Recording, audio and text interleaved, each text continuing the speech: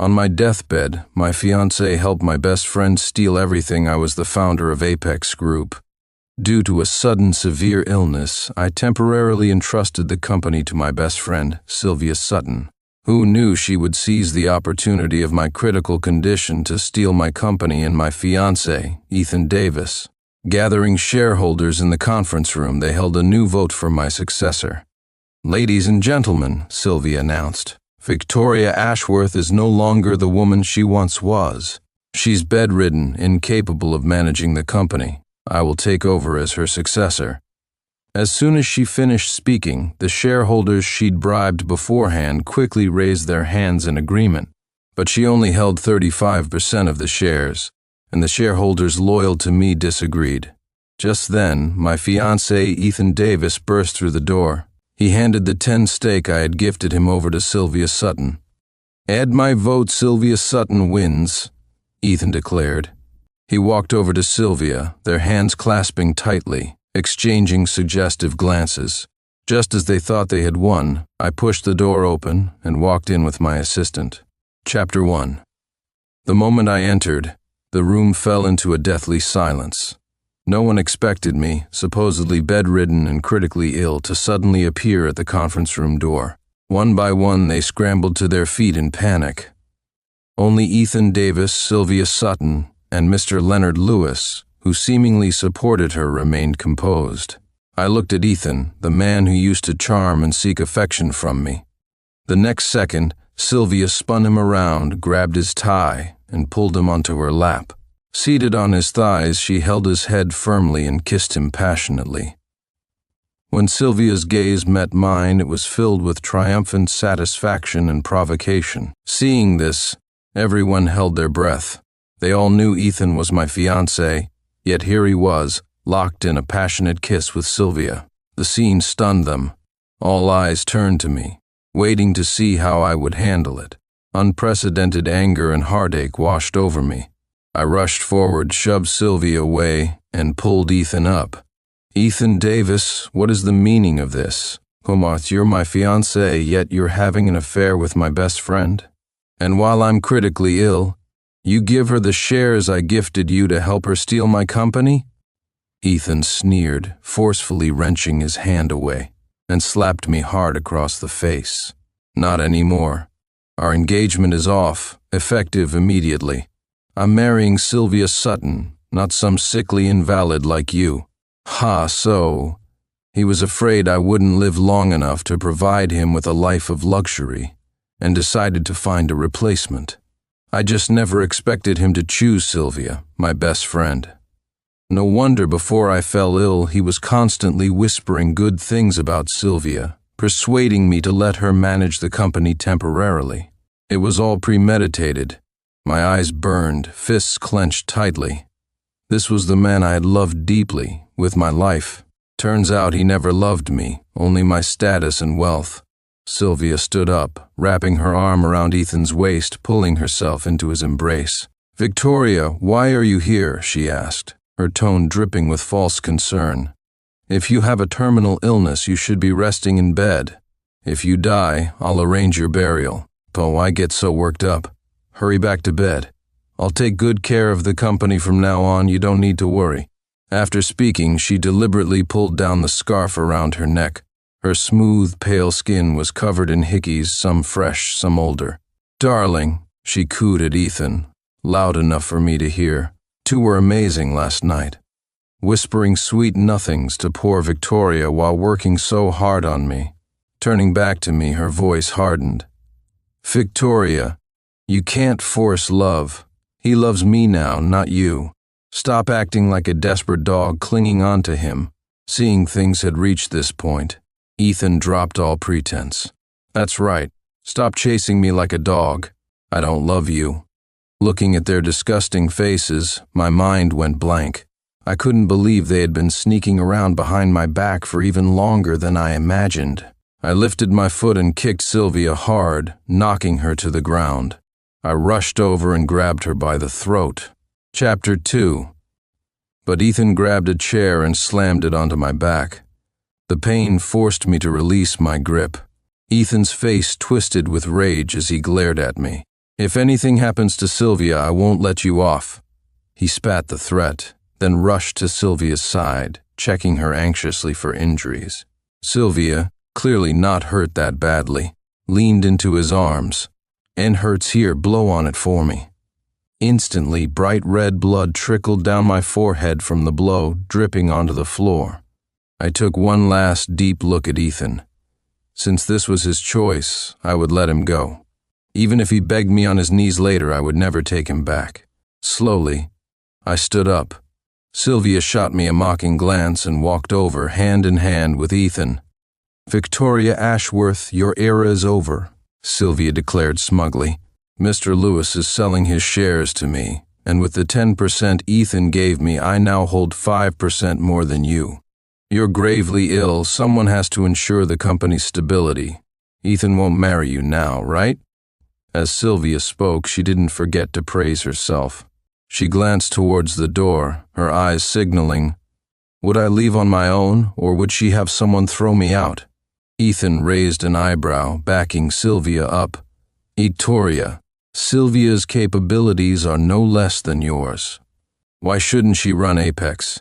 If you know what's good for you, pack your things and go back to the hospital to wait for death." Hearing this almost made me laugh inwardly. Sylvia managed the company. 3 years ago, she ran her own company into the ground until it went bankrupt. When she was desperate, I helped her out of that darkness. I gave her shares, let her work at my company. She truly lacked management skills and nearly ruined one of my branches. I never told Ethan, just to save her some face. I looked up, a meaningful smile playing on my lips. "Unto says my era is over. Do you think you can just snatch away Apex Group, the company I built?" Hearing this, Sylvia's face immediately darkened. Before she could speak, Ethan started mocking me. "So what if you founded Apex, Victoria?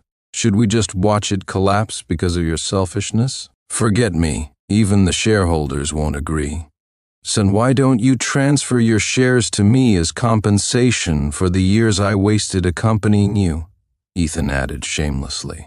Sylvia chimed in, "Victoria, I know forcing you out must be hard, but you're terminally ill. Shouldn't Apex be handed over to someone capable? Wouldn't you agree, shareholders?" Chapter 3. Sylvia turned to the shareholders. I knew she was trying to stir up their discontent, appealing to their self-interest. Those shareholders bribed by Sylvia stood up one by one, pointing at me. "Exactly, your dying Apex needs leadership. Miss Sutton's abilities are clear to see. She's just as capable as you." Enums. "Ashworth, you can't destroy all our interests with your selfishness. But we don't need to be afraid," one added boldly. "Miss Sutton has more shares than her now. We can just throw her out." The last speaker was Mr. Leonard Lewis. He sat calmly, sipping tea. He was a veteran of Apex, having helped me build it from the ground up, witnessing its growth. His apparent support for Sylvia stung. I didn't know how Sylvia had managed to bribe people close to me while I was supposedly undergoing treatment in the hospital, causing them to turn against me and force me out. Honestly, their betrayal cut deep. Facing pair after pair of eyes wanting to push me into a corner, I lifted my head, took out a tissue, and wiped the blood from my forehead. Perhaps the smell of blood nauseated Sylvia. She suddenly gagged and ran to the nearby restroom. Ethan's smile widened knowingly. I remembered a month ago.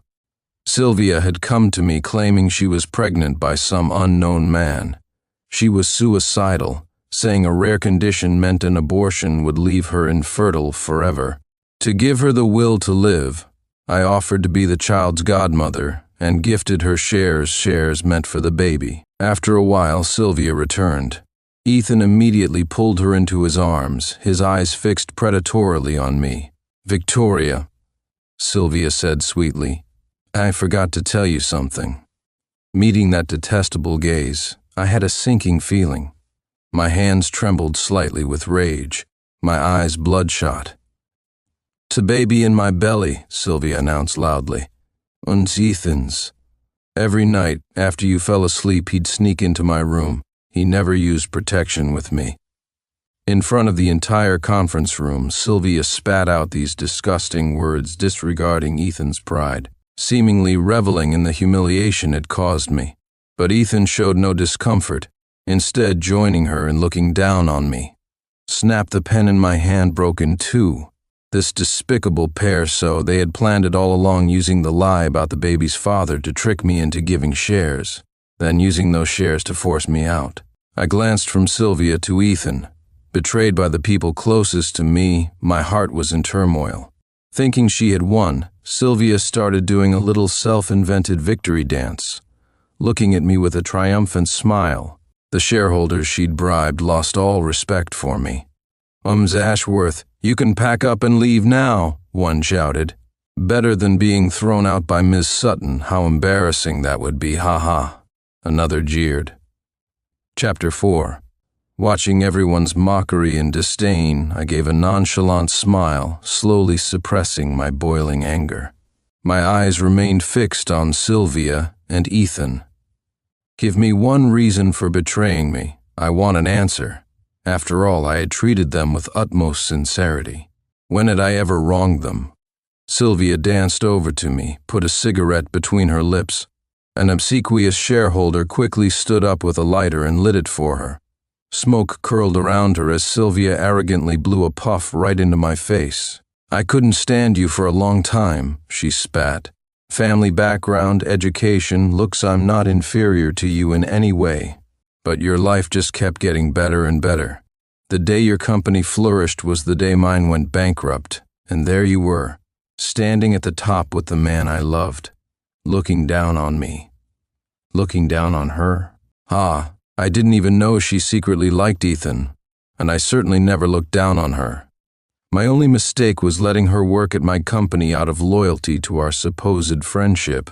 All I can say is, her own mind is twisted and dark." Ethan quickly added, "Not all you ever do is work or travel for business. You have no romance in you, not like Sylvia, who knows how to make me happy, takes me to romantic fields of flowers to watch the sunrise. All you know how to do is give me money. What else can you do?" "Oh, so that was the reason for the betrayal." I laughed self-deprecatingly. "I worked so hard every day, hoping to give him a better life, free from financial worries. Managing such a large company, how could I afford to be idle every day? It seems my consideration for them turned out to be my mistake. This time, I wasn't angry anymore. Calmly, I walked back to my seat at the head of the table. Sylvia yelled at me, dissatisfied. "That's not your seat anymore." I ignored her, instead casting a cold glance at the shareholders who had betrayed me. Ethan pointed at me, shouting, "Get down, that's Sylvia's seat." But Sylvia sneered. "Darling, let her sit there a little longer. After all, she founded Apex. Now that it's ours, she must be reluctant to leave." "So, let her sit there forever?" Ethan asked. "Of course not. 5 minutes tops," Sylvia replied confidently. I paid no attention to this despicable pair's chatter, because now I had completely let them go emotionally. Seeing me remain calm and composed even as the supposed 5 minutes passed, the smile on Sylvia's face slowly faded, replaced by a sinister, venomous expression. "Call security," she ordered sharply. "Since she refuses to leave, we'll have to throw her out," and see down on her luck but still putting on airs, came the shouts from some shareholders. Since it had come to this, I wouldn't be polite anymore. Now that the traitors were exposed, it was time to deal with the problem swiftly. As I stood up, my assistant beside me took out his phone and made a call. "And you can come in now." Everyone exchanged confused glances, wondering what trick I had up my sleeve. "Ha!" I gave a cold smile. "You all thought I had a terminal illness, so you turned coats." But I never had a terminal illness. That was just bait. I wanted to see how many parasites there were in my company, what they would do when they heard I was supposedly dying. Chapter 5. As soon as I finished speaking, the conference room doors opened again. Several doctors in white coats walked in. "That's correct," one of them announced clearly. "And Ms. Ashworth never had any terminal illness. We can testify to that. Her illness wasn't serious, just exhaustion from overwork. She simply needed proper rest. Upon hearing this, everyone panicked. Their faces turned deathly pale, shifting uncomfortably in their seats. Sylvia tried to appear calm, but inwardly she was trembling with disbelief and resentment. I leaned back in my chair, perfectly composed. Recently, the company accounts have been inconsistent, and someone has been embezzling funds. I couldn't find out who, so I had to feign a serious illness to investigate secretly. My eyes landed pointedly on Sylvia. I just didn't expect her to be so audacious as to try and steal my entire company. My words once again silenced the room. But not Ethan. He remained defiant. So what? He scoffed. Sylvia still holds more shares than you. Even if you're not terminally ill, you can't change that fact. As soon as Ethan finished, the shareholders who had been like startled birds, along with Sylvia, regained their toxic confidence. That's right, one yelled. Aunt, even if Miss Ashworth isn't dying, Miss Sutton holds more shares. We all voted for Miss Sutton, so Miss Ashworth still gets kicked out. Exactly, another agreed. We've come this far. The only way to protect our interests is to stick with Miss Sutton. That scared me to death earlier. I thought we were done for, muttered a third. Hearing her supporters speak up, Sylvia became smug again. Did you hear that, Victoria Ashworth? She taunted. Sylvia dropped her cigarette butt at my feet, blew out the last puff of smoke and wrapped her arm around Ethan's waist again, pulling him into another kiss. Darling, you're wonderful, she purred, always thinking of me. Well, of course, Ethan replied. You're my woman. Who else would I help? From now on, you have to be completely devoted to me, understand? Sylvia demanded. As you command. Ethan simpered. After their exchange, ignoring everyone else in the room, they kissed deeply and passionately. Some shareholders looked away, unable to watch. When they finished kissing, Sylvia turned to me, smiling brightly, radiating malice. Victoria Ashworth, it doesn't matter what you found out. As long as Apex is in my hands, I have power. I can hunt you down, block your every move. Your evidence is useless. No one will believe you. Sylvia was right in a way. This world often runs on money. Money talks. It can buy influence, if not hearts. Soon after, a group of security guards rushed in, standing behind Sylvia, waiting for her order to throw me out. The shareholders loyal to me sighed in defeat. Miss Ashworth, let's go, one said quietly. Where there's life, there's hope, another added. We are willing to follow you always. We can build a new Apex together. Chapter 6. Ha ha ha ha, old fools. Sylvia mocked them viciously. Victoria Ashworth can't even save herself, and you still want to follow her? Let me tell you, the moment you walk out of Apex, I'll spread the word to every industry. No one will hire you bunch of pathetic dogs, just wait to starve. Sinew. The loyal shareholder was too furious to speak. What about me? Sylvia strutted around, her attitude utterly arrogant. The shareholders she had bribed, emboldened by her apparent power, sneered at my loyal supporters. Open your eyes next time. Trying to make waves by backing a loser. I felt a pang of sorrow for my loyalists, mixed with gratitude for their unwavering support. I reassured the angry shareholder, telling him not to stoop to their level, because soon they wouldn't be laughing anymore. Seeing I remained unfazed by the threats and chaos, Sylvia grew angrier. "You men," she shrieked. "Go get this pretentious bitch Victoria Ashworth, drag her out and throw her out of Apex." Hearing this, several security guards rushed towards me. I met their eyes with a cold stare, and their resolve momentarily weakened. These men had also been desperate once. I was the one who gave them jobs at Apex when they had nowhere else to turn. Now, one by one, they were betraying me for money. "What are you doing? Don't you want your jobs anymore?" Sylvia roared at their hesitation. "I'll give each of you another $10,000, she bribed loudly. hit Victoria Ashworth and throw her out. Sylvia loved targeting those close to me. She wanted me to witness firsthand how everyone I had genuinely helped would ultimately betray me for personal gain. This time the guards didn't hesitate. They moved to grab me. "It's Ashworth, sorry," one muttered. "Everyone's got to look out for themselves." I glanced at Sylvia. "Do you have to be so ruthless? Leave people no way out?" "Oh, and yes," she hissed back. "I want to push you to the brink, turn you into a beggar, kneeling at my feet, begging for mercy." "Fine," I said calmly. "You taught me this." As soon as I finished speaking, I stood tall. The guards didn't waste any more words and moved in. But before they could reach me, my assistant sprang into action, swiftly and precisely taking them all down with practiced ease. Instantly, the conference room descended into chaos again. Sylvia's face darkened furiously. Useless," she screamed. "Get me more security guards. Bunty won't help even if they come," I retorted coolly. "Con, be careful you don't get yourself thrown out. That would be a joke." I smirked, meeting Sylvia's furious gaze. Ethan was already on the phone, calling for backup. They were determined to kick me out today, no matter what. "Sylvia, don't worry," Ethan reassured her, lowering the phone. "Security guards are useless. Better call Victoria's bodyguards. I've already bribed them, paid them well. They're highly skilled. They'll work for you from now on." "Darling, you're brilliant," Sylvia purred, her mood lightening.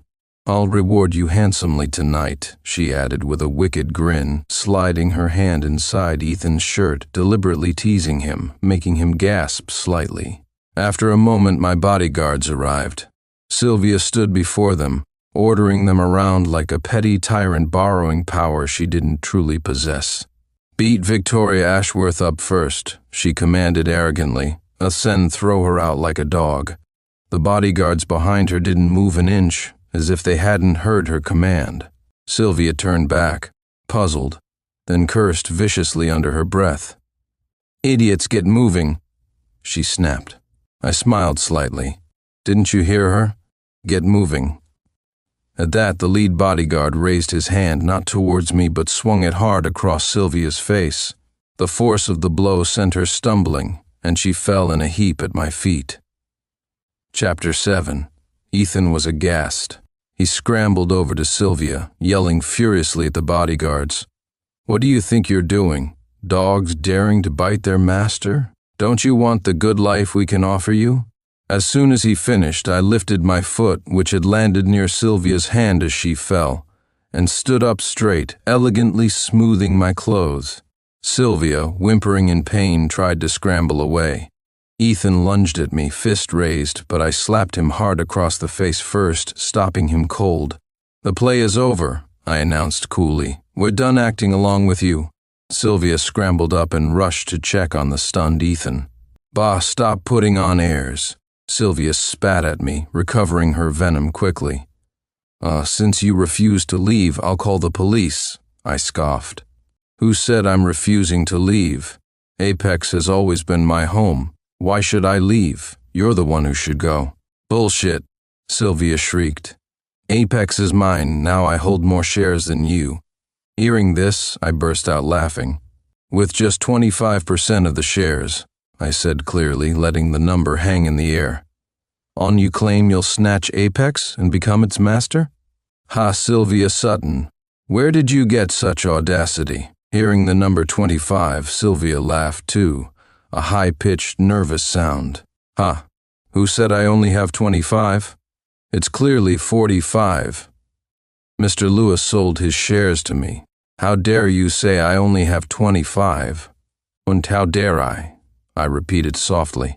I looked past Sylvia towards Mr. Leonard Lewis, a meaningful smile on my face. Mr. Lewis calmly took another sip of tea, set down the cup, looked up, met my gaze, and then smiled warmly. A complete contrast to his earlier feigned support for Sylvia. Sylvia followed my gaze, looking back and forth between me and Mr. Lewis, confusion and dawning horror on her face. Victoria Ashworth, she stammered. Don't tell me you're hoping Mr. Lewis will go back on his word, and you're mistaken. Mr. Lewis already agreed to transfer his shares to me. After all, I can offer him much greater benefits, she added, trying to sound confident. I crossed my arms, watching Sylvia mockingly without speaking, just giving Mr. Lewis a subtle nod. It was time. Mr. Lewis stood up, carefully buttoned his suit jacket, and turned to Sylvia with a cold, dismissive expression. Who, he asked icily, said I would transfer my shares to you? A good-for-nothing who's all talk and no action? He continued contemptuously. Are you even worthy? Mr. Lewis's words stunned everyone into absolute silence. They were completely caught off guard by this dramatic reversal. Sylvia and Ethan were equally dumbfounded by his sharp, unexpected words. Sylvia forced a panicked smile. Mr. Lewis, what's wrong? Mr. Lewis didn't answer her directly. Instead, he walked over to stand beside me. Turning slightly towards me, he said, Now do you believe what I told you, Victoria? Then, facing the room again, he announced loudly, That despicable pair not only betrayed Victoria but also conspired to steal her life's work. After speaking, Mr. Lewis threw a stack of photographs onto the conference table. The photos showed Ethan and Sylvia in various compromising positions, clearly dated, proving they had been involved in an affair long before I fell ill. There was also a digital voice recorder. Mr. Lewis pressed play. Recording, Sylvia's voice, Ethan, do you love me? Recording, Ethan's voice, on yes. Recording, Sylvia's voice, and then, help me. After Victoria gives the shares to our baby as a gift, give me the company shares you hold too, okay? Recording, Ethan's voice. What are you planning? Recording, Sylvia's voice. Take over the company naturally. I want Apex to be mine. I'll secretly bribe the other shareholders. Then when the time is right, we'll strike and catch Victoria completely off guard. Recording, Ethan's voice.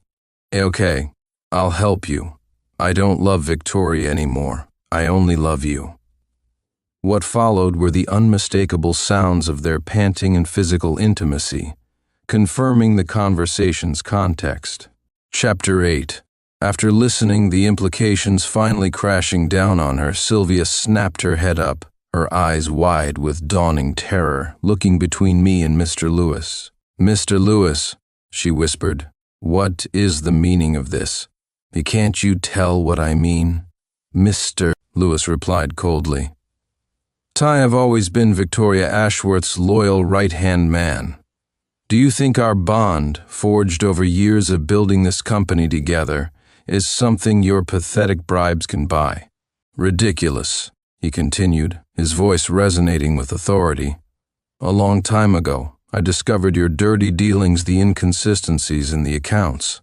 Following the trail, I found out you were seducing Victoria's fiancé behind her back while she was away on business. When I showed her the evidence, the photos, she was utterly devastated, unable to accept your betrayal. So we devised a plan together. She would feign a critical illness, and I would pretend to betray her to join your side. It was all a strategy to lure you traitors out into the open and deal with you decisively. This time, Sylvia couldn't even force a smile. She swayed, nearly collapsing, grabbing the edge of the table for support. She couldn't believe it. She had just been a pawn in someone else's game all along, foolishly provoking and taunting me, thinking she held all the cards. Ethan's face was just as deathly pale, his voice trembling when he spoke, directing his question to me. Then, the shares you gave me, the 10%, they were fake? Yes, I replied, my voice devoid of any warmth. Now that I no longer loved him, there was only ice. Ethan collapsed onto the floor, staring daggers at me, utterly speechless. The shareholders they had bribed were now beyond terrified.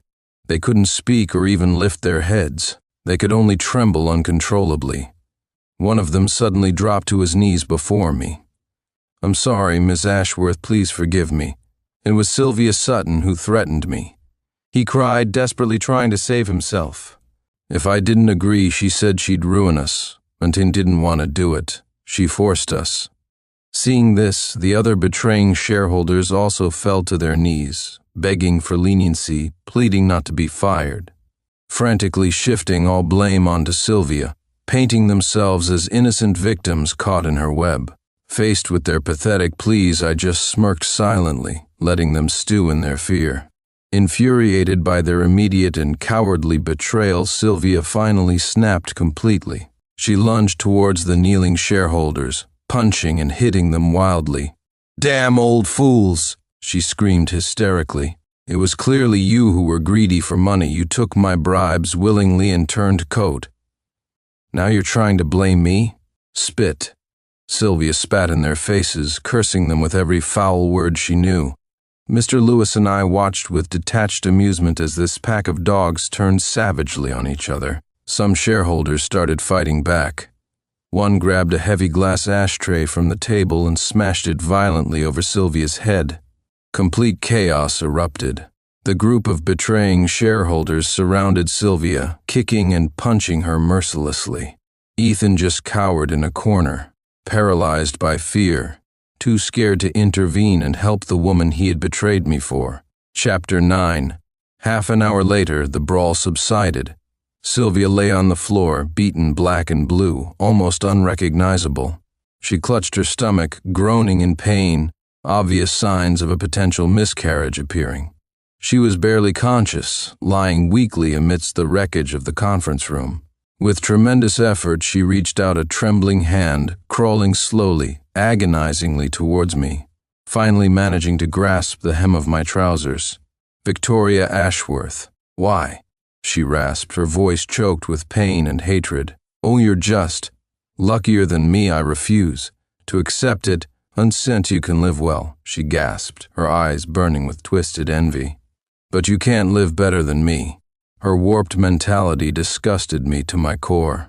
I kicked her hand away forcefully.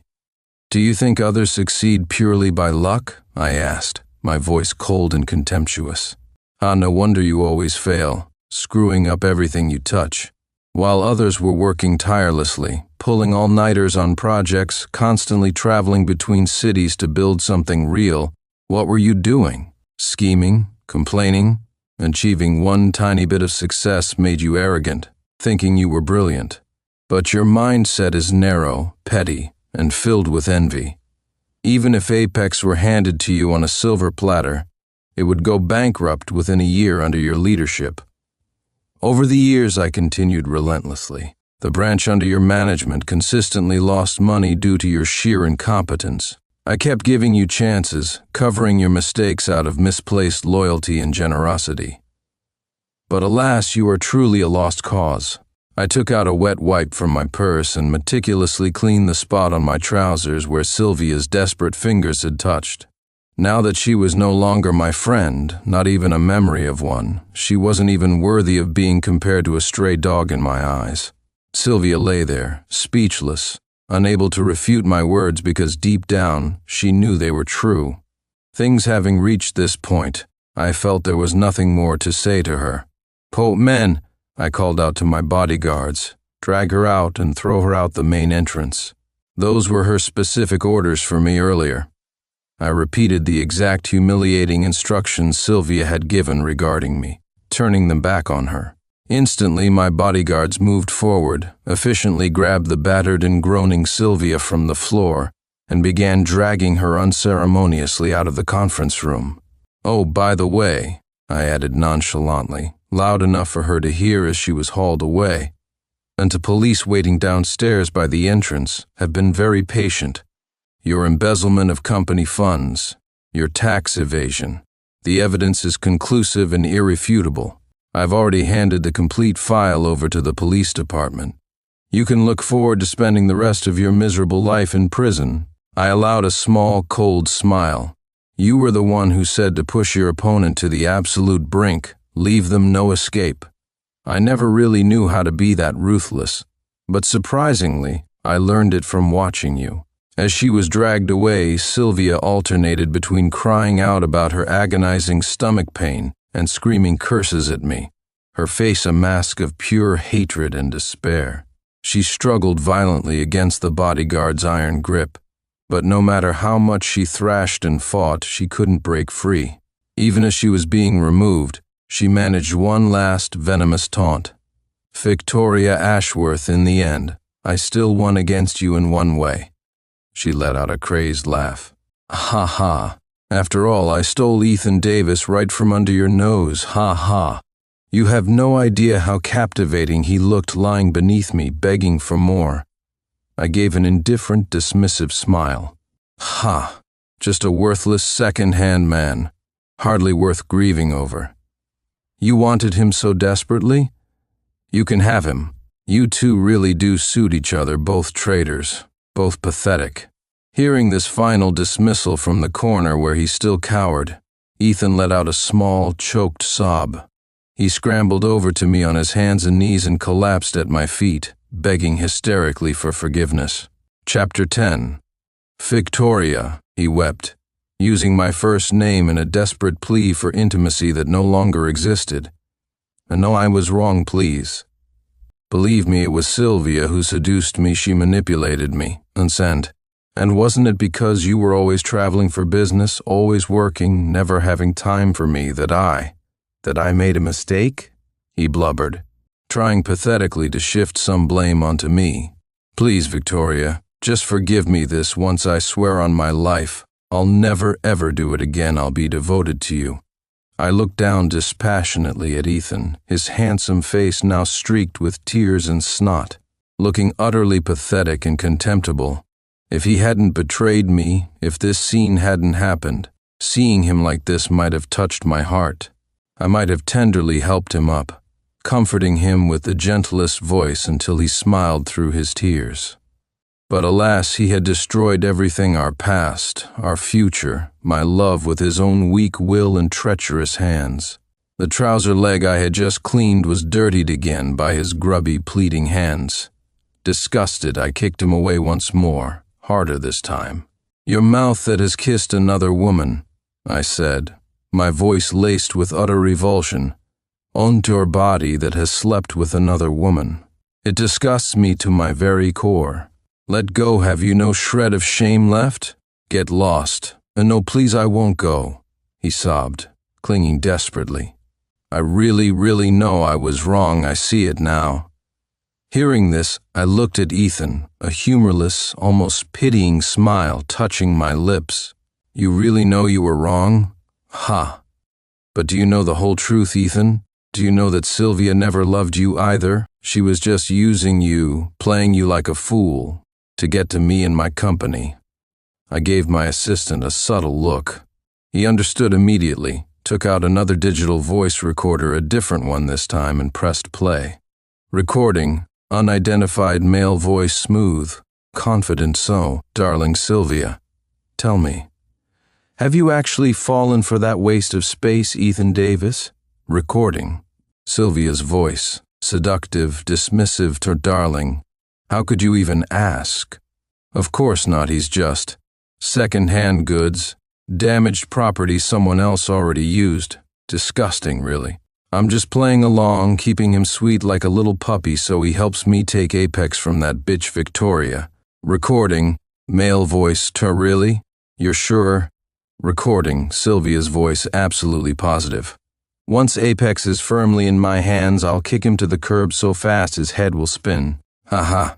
Recording, male voice, "And the baby? You told him it's his, didn't you?" Recording, Sylvia's voice, laughing. "Of course I told him that, but darling, the baby is yours, obviously only yours." Ethan listened, frozen, tears streaming down his face, his expression shifting from pleading to utter shock, then to crushing, soul-destroying despair. If his earlier "and he know I was wrong" was just panicked lip service to save himself, then realizing he had been thoroughly played, manipulated, and despised by the very woman he betrayed me for, used as nothing more than a tool and discarded sperm donor while destroying his own life. That brought genuine, agonizing regret. A raw, desperate cry of pure anguish tore from Ethan's throat. He sat slumped on the floor, digging his fingers frantically, painfully into the hard marble ground beneath him. He scratched and clawed until his nails broke and his fingertips bled, seemingly oblivious to the physical pain, lost in the greater agony of his utter foolishness and self-destruction. Meanwhile, Sylvia was being forcibly led away by the waiting police officers outside the conference room. Throughout the entire ordeal, from the moment the second recording played, she never gave Ethan a single glance. Her face remained deathly pale, her eyes fixed solely on me with a burning, impotent fury, until she doubled over again, clutching her abdomen in pain, unable to stand properly as they took her away. Ethan finally, irrevocably, believed it all, every lie, every manipulation. He had helped Sylvia destroy the person who had loved him most, cherished him, planned a future with him. He truly was the biggest fool imaginable. Suddenly, with a surge of adrenaline fueled by despair and rage, he leaped to his feet. His eyes scanned the table, landing on a decorative fruit knife left over from a catering platter. He grabbed it, let out a chilling, sinister laugh that sounded more like a sob, and sprinted out the door, chasing after the police escort taking Sylvia away. After the chaos finally subsided and they were gone, I turned my attention back to the room. Without hesitation, I addressed the remaining group of kneeling, trembling shareholders who had betrayed me. "You're all fired," I stated flatly. "Effective immediately. Security will escort you out." The conference room instantly filled with desperate pleas for mercy, cries of "we have families," pathetic excuses. I felt no softness, no pity. I turned my back on them and walked out of the room, leaving Mr. Lewis and my loyal team to handle the cleanup. Just as I stepped into the main corridor, some panicked employees ran towards me from the direction of the lobby elevators. "Murder!" One gasped, eyes wide with terror. "Mr. Davis. Ethan Davis. He went crazy," another stammered. He caught up to Miss Sutton near the entrance, started stabbing her wildly with a knife over and over the police. They had to shoot him, and it was horrible, so much blood. I quickened my pace, heading straight for the elevators, descending to the ground floor lobby. The scene near the main entrance was grim. Ethan's body lay on the polished floor, still twitching slightly, caught in the final convulsions of death. He was covered in blood, his own and Sylvia's. She lay beside him in an ever-widening pool of crimson, their blood mingling tragically on the floor. Sylvia was already still, her eyes vacant, no longer breathing. Ethan's life was also fading rapidly, his breath shallow and ragged. With a final, monumental effort, he slowly turned his head, his eyes finding mine across the lobby. He tried to speak, perhaps a name, perhaps an apology, but only blood bubbled from his lips, silencing him forever. Only tears, clear against the blood smearing his cheeks, rolled down his face. In that final moment, I knew what he wanted to say. I took a few steps closer, stopping a short distance away. Seeing me approach, acknowledging his existence in his final moments, Ethan managed a faint, barely perceptible smile. His eyes, locking with mine, conveyed a desperate, sincere apology. "I'm sorry, Victoria. I didn't speak. I just looked at him, a storm of complex emotions swirling within me, residual anger, deep disappointment, a phantom ache of the love I once felt, and the cold finality of justice served, however brutally. When I first met him years ago, he wasn't like this, weak, greedy, treacherous. Otherwise, I wouldn't have fallen so deeply in love with him. But people are susceptible to temptation, aren't they? One mistake, uncorrected, often leads inevitably to a second, then a third, until the person is lost entirely. When Mr. Lewis first showed me those damning photos of his affair, a foolish part of me, buried deep, still hoped he would somehow find his way back, realize his mistake, and stop before it was too late. But he didn't. He grew bolder, sinking deeper into Sylvia's web of lies and sickly sweet talk, becoming utterly lost. It was only in utter despair, realizing he was truly gone, that I finally agreed to Mr. Lewis's carefully constructed plan to lay the trap, expose them both, and reclaim what was mine. Even as the plan unfolded, a tiny, traitorous part of my heart still held onto a sliver of hope. Maybe, just maybe, faced with exposure, Ethan would recoil, repent, choose me. But that last flicker of hope died completely the moment Sylvia proudly, cruelly announced that the child she carried was Ethan's. Then, my heart finally turned to ash regarding him, and I let him go completely, irrevocably. Shortly after our eyes met for the last time, Ethan Davis slowly closed his eyes, his body stilled, following Sylvia Sutton to the oblivion of death they had wrought together. Soon, paramedics arrived with stretchers to discreetly take away their bodies. The police began securing the scene, managing the horrified onlookers. After standing there for a long, silent moment of grim reflection, I turned and walked out of the Apex Group building, into the waiting afternoon sunlight. There's no turning back in life. Some choices are final. What's done is done.